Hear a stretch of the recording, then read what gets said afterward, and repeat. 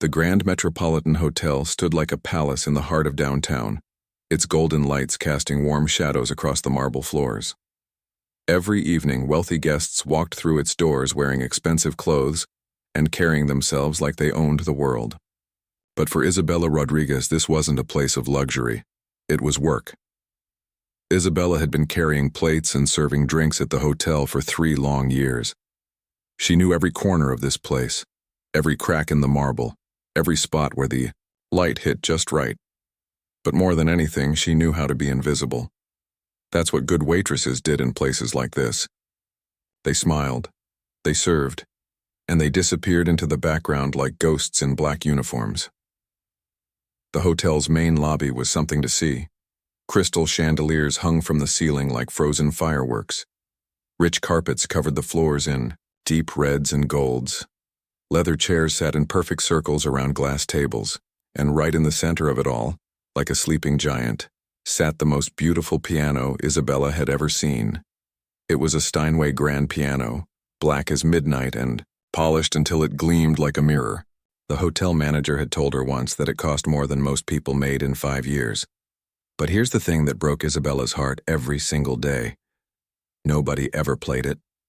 It just sat there, beautiful and silent, like a bird that had forgotten how to sing.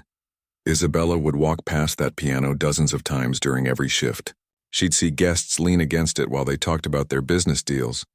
She'd watch children press the keys when their parents weren't looking, making random sounds that made her wince. She'd seen people put their drinks on top of it, leaving water rings on the perfect surface. To everyone else, it was just expensive furniture. But to Isabella, it was something much more. You see, Isabella had a secret that would shock every single person in that hotel if they knew. Before she started carrying plates and cleaning tables, before she learned to smile when customers were rude to her, before she took this job just to pay her bills, Isabella had been a music student at one of the best schools in the country. She had won scholarships. She had played in competitions. Her teachers had told her she had what they called a gift. They said her fingers could make magic happen on piano keys.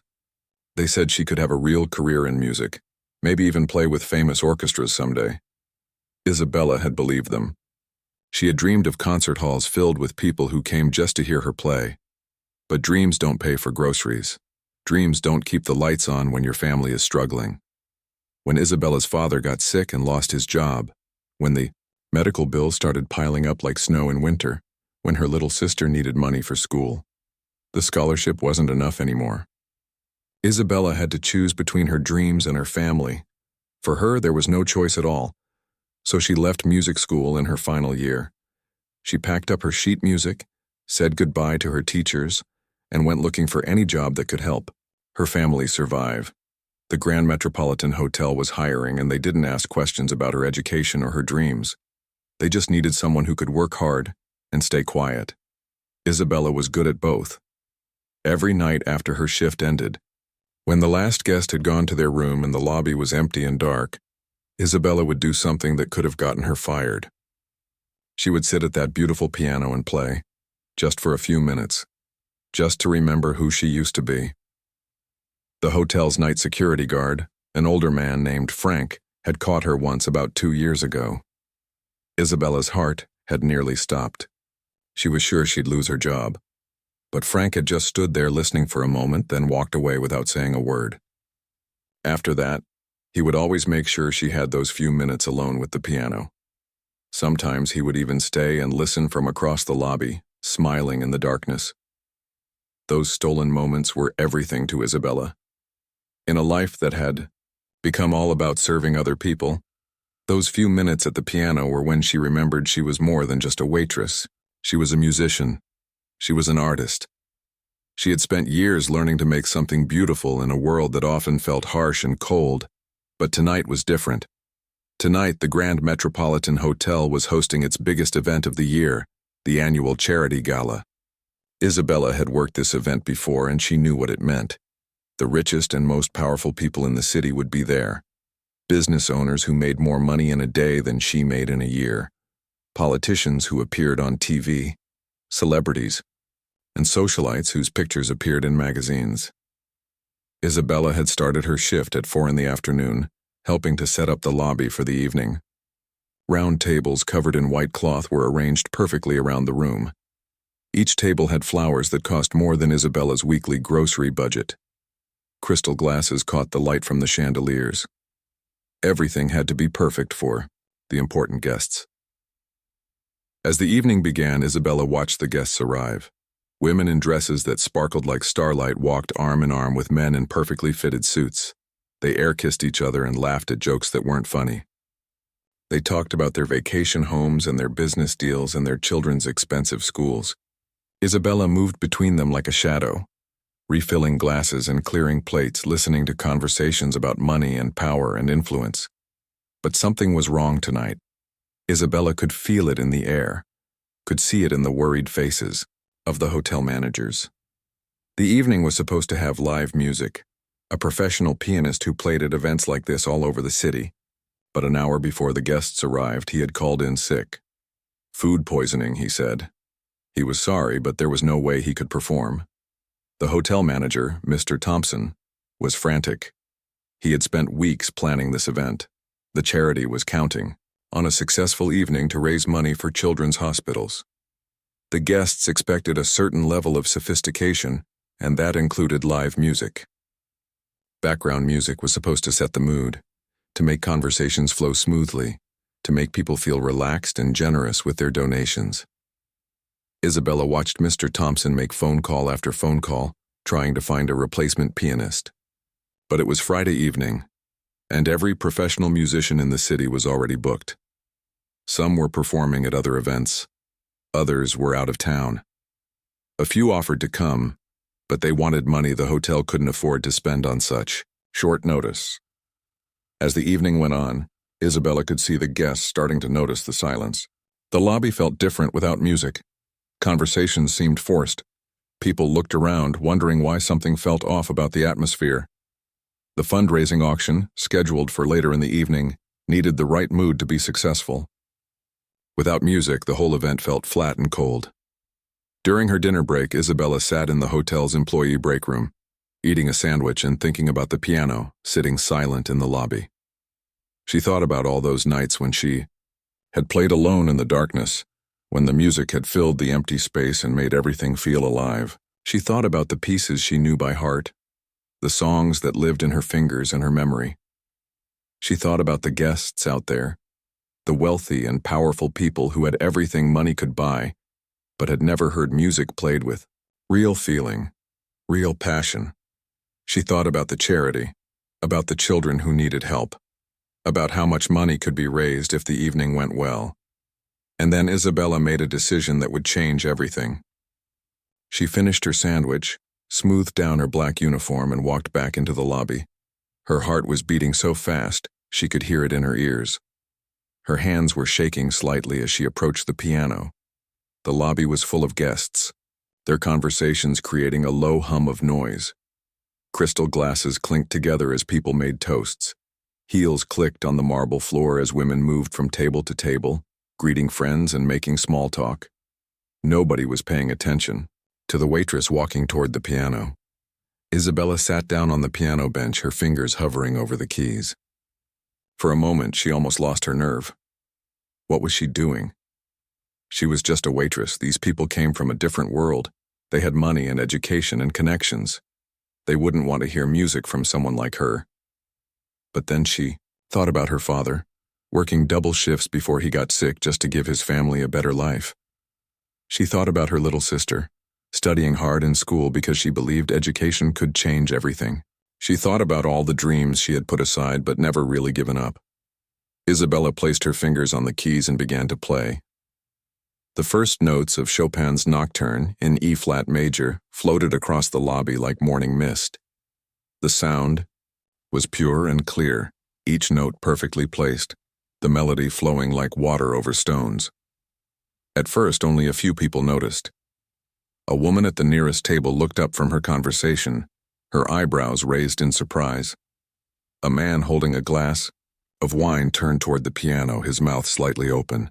But as Isabella continued to play, as the music grew stronger and more confident, something magical began to happen in that lobby. One by one, conversations stopped. Heads turned toward the piano. The beautiful melody began to fill every corner of the room, floating up to the crystal chandeliers and reflecting off the marble walls. Isabella's years of training showed in. The applause started slowly like raindrops before a storm. One person clapping, then another, and then suddenly the entire lobby erupted in thunderous appreciation. Isabella's heart was pounding so hard she thought it might burst right out of her chest. She had never performed for an audience like this before. During her music school days, she had played for professors and fellow students, but this was different. These people lived in a world she had only seen from the outside, serving their tables and cleaning up after their parties. But something unexpected was happening.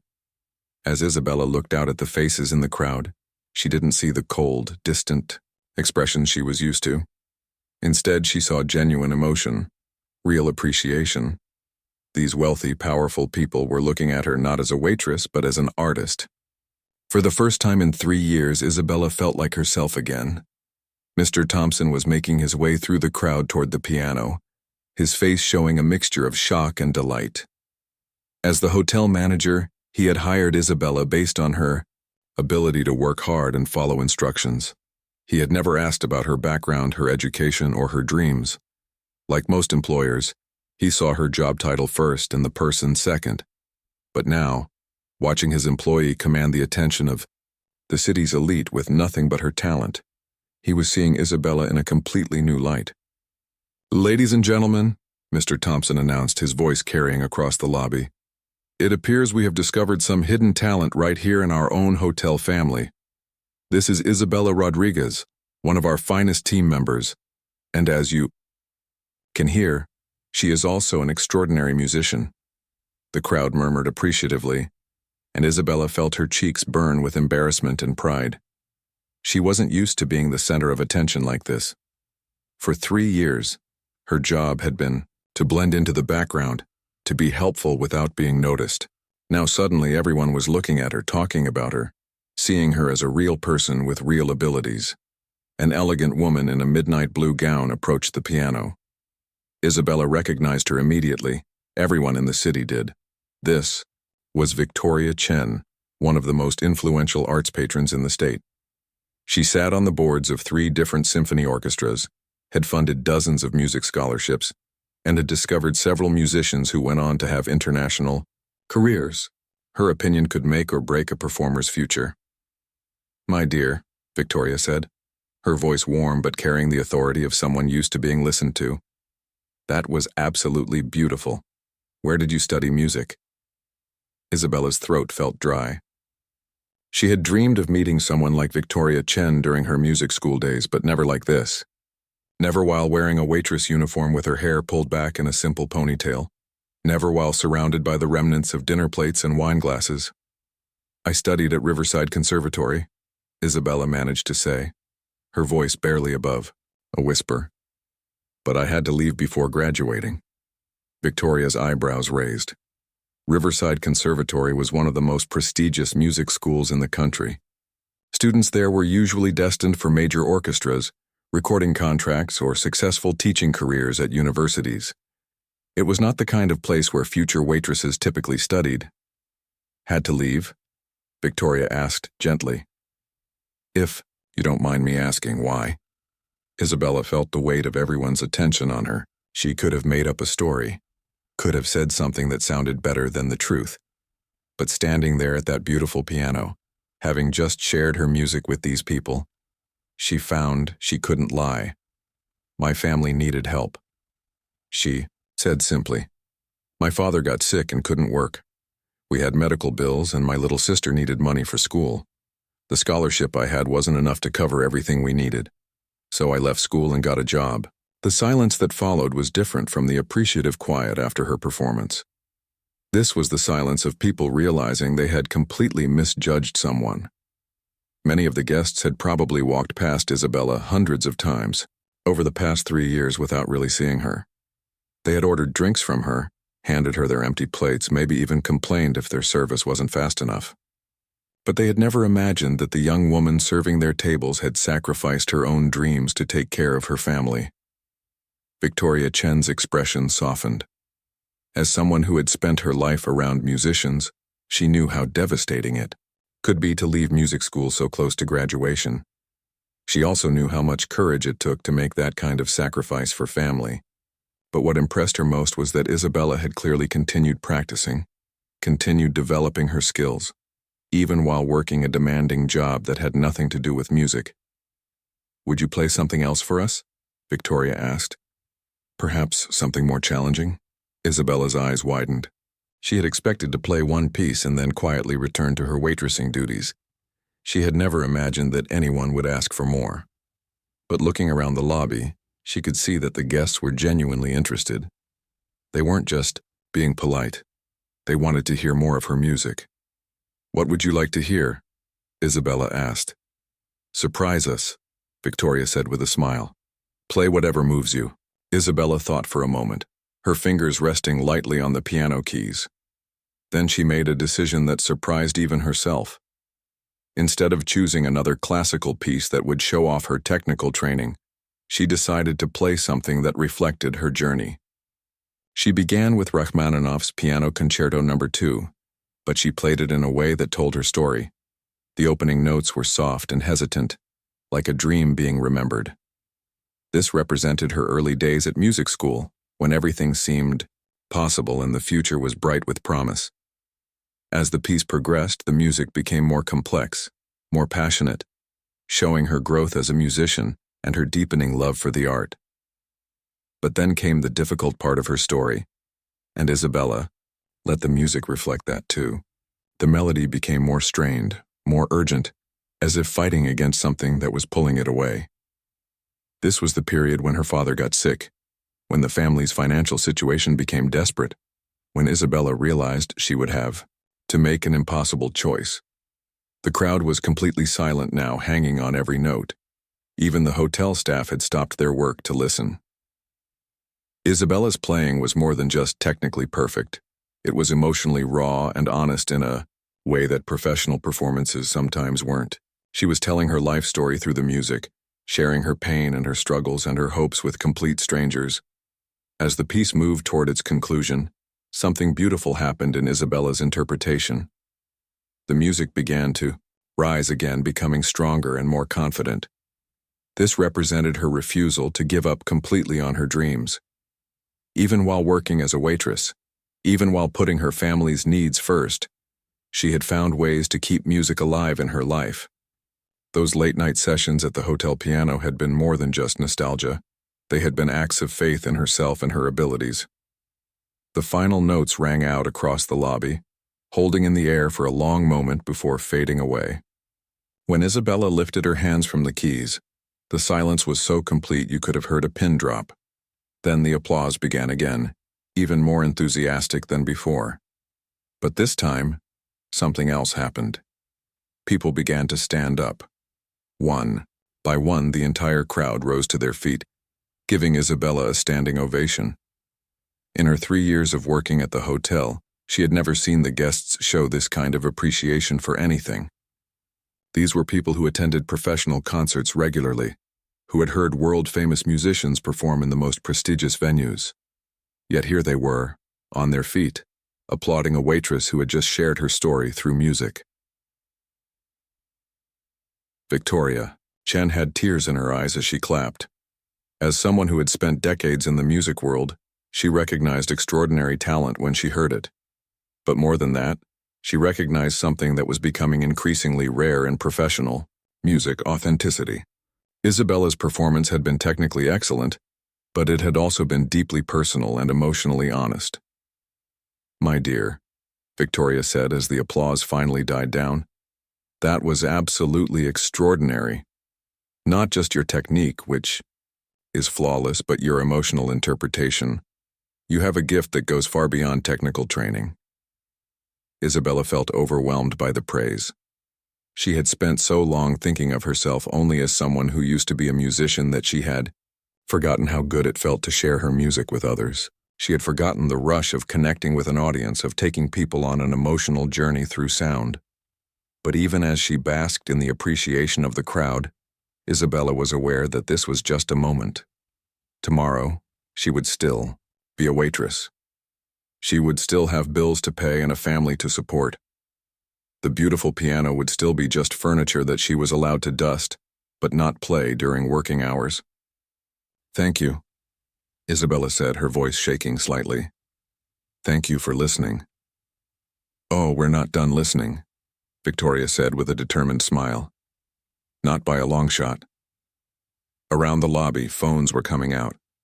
Guests were recording videos, taking pictures, posting on social media. Within minutes, hashtags like "Taiju Waitress Pianist" and "Taiju Hidden Talent" were beginning to trend.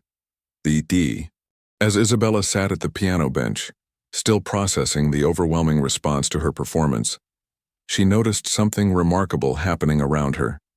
The entire atmosphere of the charity gala had shifted. What had started as a typical high society event, polite conversation, networking, and careful social positioning, had transformed into something genuine and electric. People were no longer standing in their usual social circles, talking only to others from their own economic class or business sector.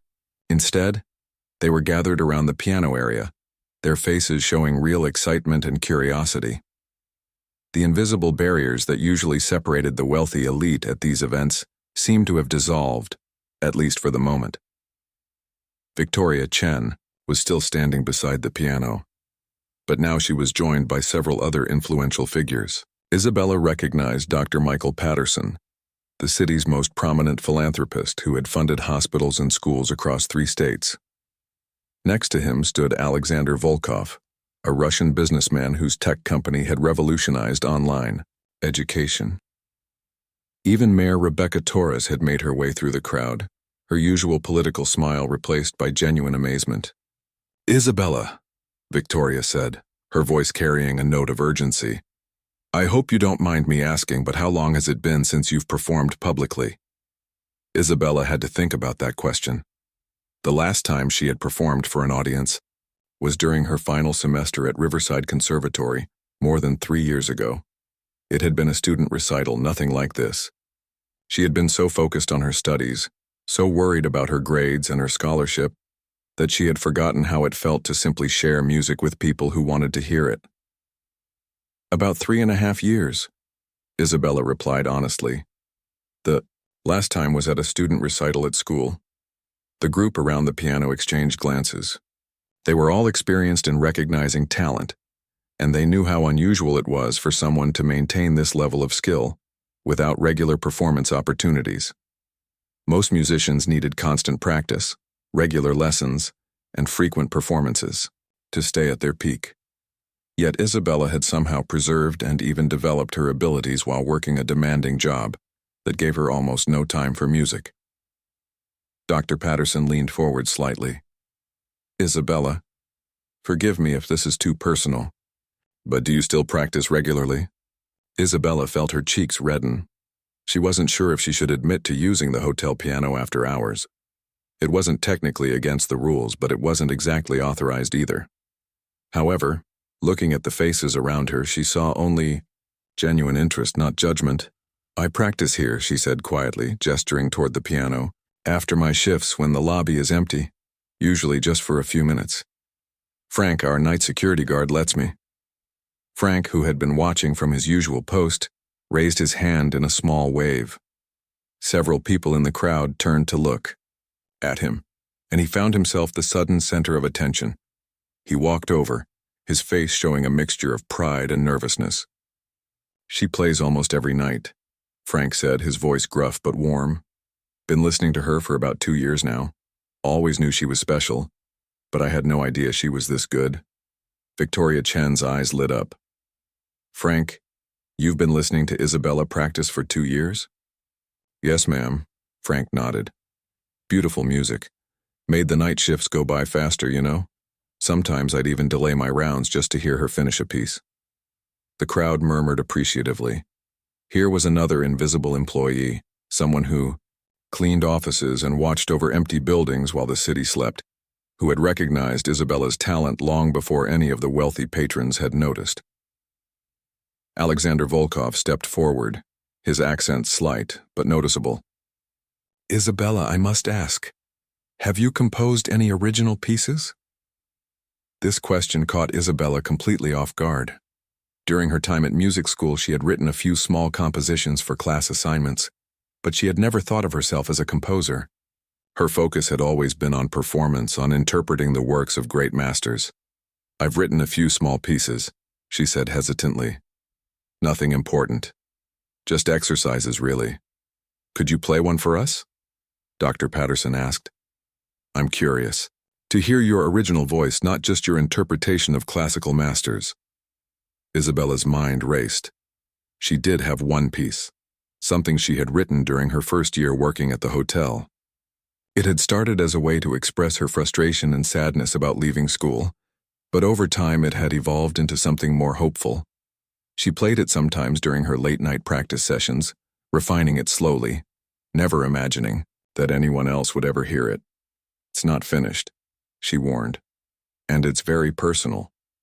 The best music always is, Victoria said gently. Isabella took a deep breath and placed her hands on the keys again.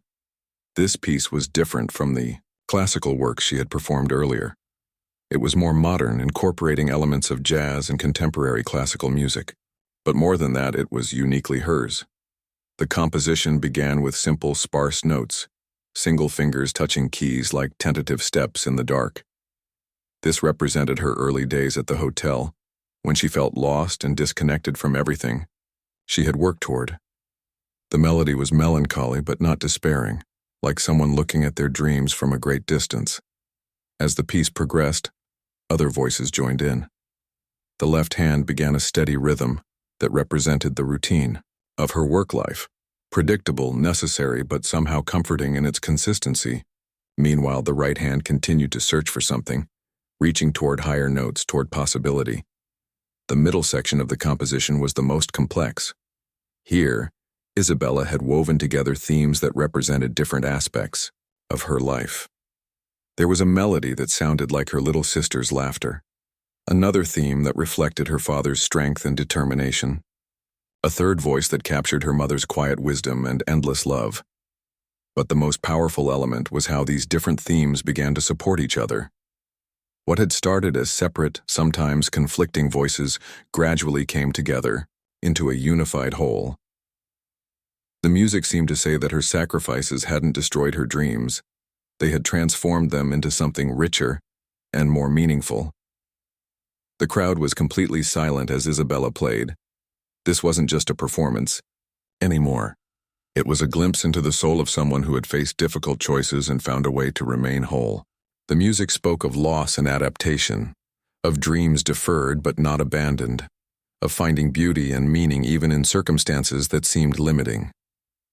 As the composition moved toward its conclusion, something extraordinary happened. Isabella began to improvise, adding elements that she had never written down, letting the emotion of the moment guide her fingers. The piece became a conversation between her past self, the hopeful music student, and her present self, the young woman who had learned that life was more complicated than she had ever imagined. The final notes were not sad, despite everything. The music had acknowledged about disappointment and sacrifice. Instead, they were triumphant in a quiet way, suggesting that strength could be found in the most unexpected places, that talent could survive and even flourish under the most challenging circumstances. When Isabella lifted her hands from the keys, the silence that followed was profound. Several people in the crowd were openly crying. These were individuals who attended professional concerts regularly, who had heard world-renowned musicians perform in the most prestigious venues. Yet none of them had ever heard anything quite like what Isabella had just shared. "My God," whispered Dr. Patterson. That was extraordinary." Mayor Torres, who was known for her political speeches and public appearances, found herself struggling for words. "Isabella, that piece, did you really write that yourself?" Isabella nodded, still somewhat shocked that she had shared something so personal with a room full of strangers. "It's called Finding Home. I started writing it about 2 years ago." "It needs to be recorded," Alexander Volkov said firmly. "That composition, performed by you, needs to be preserved and shared. It tells a story that people need to hear." Victoria Chen was already thinking beyond just one recording. As someone who had spent decades in the music world, she recognized that Isabella possessed something that couldn't be taught or bought: authentic artistic voice combined with extraordinary technical skill. This wasn't just about one talented individual. This was about what Isabella's story represented. "Isabella," Victoria said, her voice carrying the authority of someone who was used to making decisions that changed lives. "I want to talk to you about your future, not just as a musician but as an artist who has something important to say." Around the lobby, phones were busy capturing every moment. The videos were being shared across social media platforms, with captions like, "You won't believe what happened at this charity gala," and "Waitress reveals incredible hidden talent." But this wasn't just about social media fame. The people in this room had the power to open doors, to create opportunities, to transform lives. Mr. Thompson, the hotel manager, was standing near the edge of the crowd, his mind reeling. In all his years in the hospitality industry, he had never experienced anything like this. A charity gala that had been saved by an employee he had barely noticed, whose potential he had. The charity gala was supposed to end at 10 o'clock, but it was now approaching midnight and nobody seemed ready to leave. What had started as a routine fundraising event had transformed into something extraordinary, and the guests were reluctant to let the magic of the evening fade away. Isabella found herself surrounded by people who wanted to talk with her, to learn more about her story, to understand how someone with such incredible talent had remained hidden in plain sight. Victoria. Chen had taken charge of the situation with the efficiency of someone accustomed to managing complex arts projects. She had pulled Isabella aside to a quieter corner of the lobby, along with several other key figures from the evening. Dr. Patterson was there, as were Mayor Torres, Alexander Volkov, and surprisingly, a woman Isabella didn't recognize but who seemed to command immediate respect from everyone else. "Isabella," Victoria said, "I'd like you to meet Catherine Walsh. She's the artistic director of the Metropolitan Symphony Orchestra." Isabella's breath caught in her throat. The Metropolitan Symphony was one of the most prestigious orchestras in the country. Their concerts sold out months in advance and their recordings won international awards. Isabella had dreamed of auditioning for them during her music school days, but that had seemed impossibly far beyond her reach even then. Catherine Walsh was a woman in her 50s with silver hair and intense blue eyes that seemed to see everything. She had built her reputation over decades of discovering and nurturing musical talent, and she was known for her ability to spot potential that others missed. She extended her hand to Isabella with a warm smile. "Isabella, I heard your performance from the restaurant area of the hotel," Catherine said. "I came down to see what was causing such a stir, and I'm very glad I did. Your interpretation of the Rachmaninoff was remarkable, but your original composition was truly exceptional." Isabella shook Catherine's hand, still hardly believing this was happening. "Thank you," she managed to say. "That means more than you know." "I have a question for you," Catherine continued. "If circumstances were different, if money weren't an issue, if you didn't have family obligations, what would you want to do with your music?" It was a question Isabella hadn't allowed herself to think about in years. During her time at music school, she had dreamed of performing with major orchestras, of recording albums, of sharing her music with audiences around the world. But when she had been forced to leave school, she had deliberately stopped thinking about those possibilities. It hurt too much to want things that seemed impossible. "I used to dream of performing," Isabella said quietly, "not just for the fame or recognition, but because I loved the feeling of connecting with people through music. I loved the idea that a piece of music could make someone feel less alone, or help them understand something about themselves they didn't know before." Catherine nodded approvingly. "That's the right reason to pursue music professionally. Not everyone understands that performance is about communication, not just technical display." Dr. Patterson leaned forward. "Isabella, what if I told you that circumstances could be different? What if the obstacles that forced you to leave music school could be removed?" Isabella looked at him uncertainly. Dr. Patterson was known throughout the city for his philanthropy, but she couldn't imagine what he was suggesting. Her father's medical bills were substantial, her family still needed support, and she had responsibilities that couldn't simply be wished away. "I don't understand," Isabella said. Let me be direct, Dr. Patterson said. I'm prepared to establish a full scholarship fund that would allow you to complete your education at any music school you choose. Additionally, I'm prepared to provide financial support for your family during the time you're studying, so you don't have to worry about their well-being while you're focusing on your music. Isabella stared at him, unable to process what he was saying. This kind of thing didn't happen to people like her. Wealthy philanthropists didn't just appear and offer to solve all your problems because they heard you play piano at a hotel. But why? Isabella asked. You don't even know me. I know enough, Dr. Patterson replied. I know that you sacrificed your dreams to take care of your family, which shows character. I know that you continued developing your talent even under difficult circumstances, which shows dedication. And I know that your music moved everyone in this room tonight, which shows that you have something important to offer the world. Victoria. Chen was smiling as she watched Isabella's reaction. There's more, she said. Catherine and I have been talking, and we'd like to offer you something beyond just returning to school. Catherine Walsh stepped forward.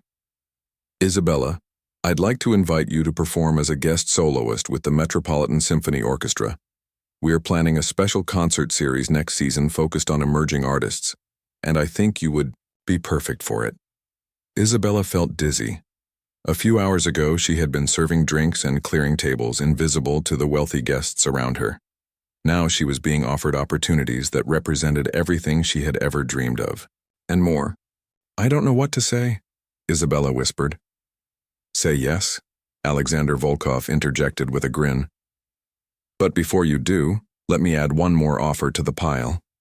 My company specializes in online education platforms, and I think your story could inspire millions of people around the world. I'd like to work with you to create a series of online music courses where you could teach not just technical skills but also the emotional and personal aspects of musical expression. Mayor Torres, who had been listening quietly, spoke up. And, from the city's perspective, I'd like to offer Isabella our highest arts achievement award. But more than that, I'd like to work with her to establish a music program for underserved youth in our community. Isabella's story proves that talent exists everywhere. We just need to create opportunities for it to be discovered and developed. Isabella looked around at the faces surrounding her, all of them showing genuine enthusiasm and support. A few hours ago, these people had been strangers from a world she could only observe from the outside. Now they were offering to change her life in ways she had never imagined possible. But even as excitement and gratitude flooded through her, Isabella found herself thinking about the practical realities. She still had a job at the hotel. She still had rent to pay and a family to support. She still lived in a small apartment and took the bus to work every day. This felt like a beautiful dream, but she wasn't sure how to make it real. This is all incredible, Isabella said slowly. But I need to think about my family, my responsibilities. I can't just abandon everything overnight. Of course not, Victoria said. And nobody is asking you to. What we're offering is a path forward that takes into account your obligations while still allowing you to pursue your artistic goals.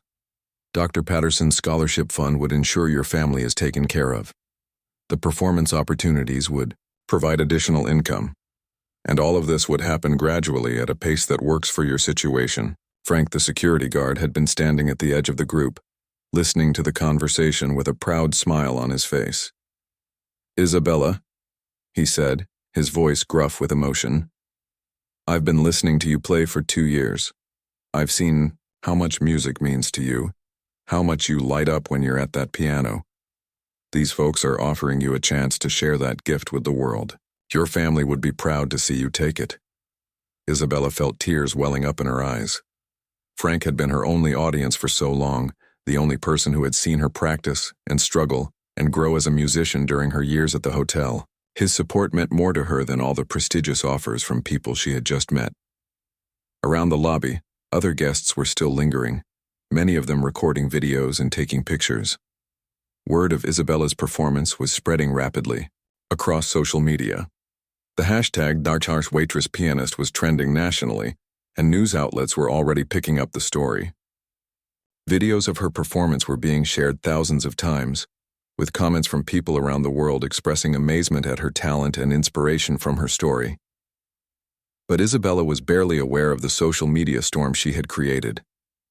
She was focused on the incredible opportunity that was being laid out before her, trying to understand how her life could change so dramatically in the space of a single evening. Catherine Walsh pulled out her phone and showed Isabella something that made her gasp. "This is the view count on just one of the videos from tonight," Catherine said. "Over 2 million views in the past 2 hours. People are already calling you an inspiration. Music schools around the country are reaching out, wanting to offer you admission. Record labels are asking for contact information." Isabella stared at the numbers on the screen, unable to comprehend how something that had started as a desperate attempt to help save a charity event had turned into a viral sensation. She thought about all the people who would see those videos, people who might be struggling with their own dreams, their own difficult choices between passion and responsibility. "What happens now?" Isabella asked. Victoria Chen smiled. "Now, you get to decide what your story becomes. You've already shown incredible strength and talent. The question is, what do you want to do with the opportunities that are opening up in front of you?" 6 months after that life-changing evening at the Grand Metropolitan Hotel, Isabella Rodriguez stood in the wings of Lincoln Concert Hall, preparing for what would be the most important performance of her life. Through the curtains, she could hear the murmur of 3,000 people taking their seats, including many faces she now recognized. Victoria Chen, Dr. Patterson, Alexander Volkov, and even Frank, who had been given a place of honor in the front row. The months following the Yao Charity Gala had been a whirlwind of changes that Isabella was still trying to fully understand. The viral videos of her performance had opened doors she never could have imagined, but more importantly, they had given her the confidence to walk through those doors with her head held high. Dr. Patterson had been true to his word. Within a week of their meeting, he had established the Isabella Rodriguez Family Support Fund, which not only covered all of her family's immediate financial needs, but also provided for her father's ongoing medical care and her sister's college education. For the first time in years, Isabella didn't have to worry about money, didn't have to choose between her dreams and her family's well-being. The scholarship to complete her degree had come from an unexpected source. Riverside Conservatory, her former school, had reached out after seeing the viral videos and offered her a full scholarship to return and finish her final year. But even more meaningful than the financial support was the way her former professors welcomed her back. They treated her not as a student who had failed to complete her education, but as a young artist who had gained invaluable life experience that would make her a stronger musician. Returning to school at 26 after 3 years in the working world had been challenging but rewarding. Isabella found that her time at the hotel had given her a perspective that her younger classmates lacked. She understood the value of hard work, the importance of perseverance, and the need to connect with audiences from all walks of life. Her professors noted that her playing had gained an emotional depth that couldn't be taught in any classroom. The online course project with Alexander Volkov had exceeded everyone's expectations. Music from the heart, finding your authentic voice, had attracted students from around the world who were drawn not just to Isabella's technical expertise, but to her philosophy that music should tell a story, should mean something beyond just perfect execution. The course emphasized that the most powerful music came from personal experience, from understanding struggle and triumph and the full range of human emotion. But perhaps the most meaningful development had been the youth music program that Mayor Al Torres had helped Isabella establish.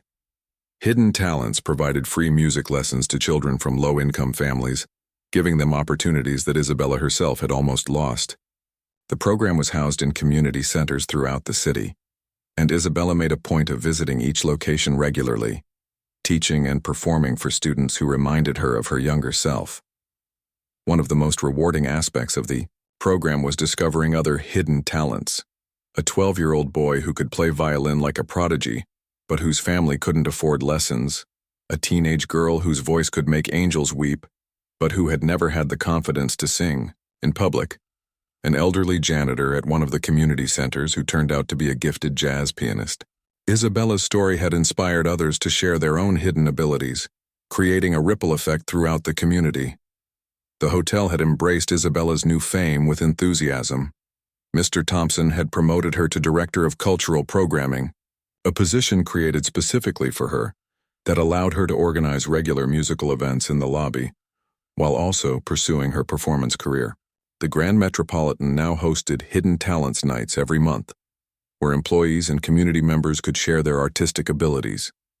Frank had even performed once, revealing that he was a surprisingly talented singer who specialized in classic country music. But tonight was different. Tonight, Isabella would make her debut as a soloist with the Metropolitan Symphony Orchestra, performing her own composition, Finding Home, along with Rachmaninoff's Piano Concerto No. 2, the piece that had started everything at the charity gala. Catherine Walsh had programmed the concert as part of a series called Emerging Voices, and it had sold out within hours of tickets going on sale. As Isabella stood in the wings, waiting for her cue, she thought about the journey that had brought her to this moment. A year ago, she had been invisible, serving drinks to people who didn't see her as a real person. Tonight, those same people, along with thousands of others, had paid good money to hear her music, to be moved by her story, to experience the emotional journey she could create through sound. The orchestra finished the opening piece, and Catherine Walsh approached the microphone to introduce Isabella. Ladies and gentlemen, tonight you will hear from an artist whose journey embodies the very best of the human spirit. Isabella Rodriguez's story reminds us that talent exists everywhere, that dreams deferred are not dreams denied, and that the most powerful music comes from artists who understand both struggle and hope. As Catherine spoke, Isabella felt a calm settle over her that she hadn't expected. For years, she had practiced in secret, alone in empty hotel lobbies, unsure if her music really mattered to anyone besides herself. Now she knew that it did matter, that her story had already touched thousands of people around the world who had faced similar choices between dreams and responsibilities. Please welcome Isabella Rodriguez, performing her original composition, Finding Home. Isabella walked onto the stage to thunderous applause. The concert hall was magnificent, with perfect acoustics and an audience that included some of the most sophisticated music lovers in the country. But as she sat at the piano bench and placed her hands on the keys, she felt the same peace she had always found in music. She began to play Finding Home, the piece she had written in her small apartment while working double shifts at the hotel. But tonight, it sounded different. The months of professional development, the opportunity to work with accomplished musicians, and most importantly, the confidence that came from knowing her story mattered, had all contributed to a performance that was even more powerful than the original. The audience was completely silent as Isabella played, hanging on every note. She could feel their attention like a physical presence, could sense that they were not just hearing music but experiencing the emotional journey she was creating. This was what she had always dreamed of, using music to create a connection between herself and complete strangers, to share something meaningful about the human experience. As the piece concluded, the silence that followed was profound. Then the applause began, starting as individual claps and building to a roar that seemed to shake the entire concert hall. People were on their feet immediately, and Isabella could see that many of them had tears in their eyes. But the evening was only half over. After a brief intermission, Isabella returned to perform the Rachmaninoff Concerto with the full orchestra. This was the piece that had changed her life at the charity gala, and performing it with one of the world's finest orchestras was like coming full circle. Catherine Walsh conducted with precision and passion, and the orchestra supported Isabella beautifully. But what made the performance special was Isabella's interpretation, which had grown richer and more nuanced over the months since that first viral performance. She played not just as a technically accomplished pianist, but as someone who understood what it meant to have dreams, to lose them, and to find them again in unexpected ways. When the final notes rang out, the audience erupted in the kind of standing ovation that performers dream about their entire careers. Isabella stood beside the piano, overwhelmed by the response, thinking about all the people who had helped make this moment possible. Victoria Chen, who had believed in her potential, Dr. Patterson, who had removed the financial obstacles that had seemed insurmountable, Catherine Walsh, who had given her this incredible opportunity, and Frank, sitting in the front row with the biggest smile she had ever seen. After the concert, at the reception held in the hotel where it all began, Isabella found herself surrounded by people who wanted to talk about future opportunities. Recording contracts, international performance tours, teaching positions at prestigious universities. The offers seemed endless. But what moved her most were the letters and emails she had received from people around the world who had seen her videos and been inspired to pursue their own hidden talents. A single mother in Ohio had returned to school to study music education after being inspired by Isabella's story. A veteran in Texas had started playing piano again for the first time since his military service, finding that music helped him process his experiences. A teenager in England had auditioned for a prestigious music program after seeing that it was possible to overcome obstacles and still achieve your dreams. Victoria Chen approached Isabella during the reception, her face glowing with pride and satisfaction. "Isabella, do you remember what I asked you that first night about what you wanted to do with your music?" Isabella nodded. "You asked what I would do if circumstances were different, if money wasn't an issue. And what did you say?"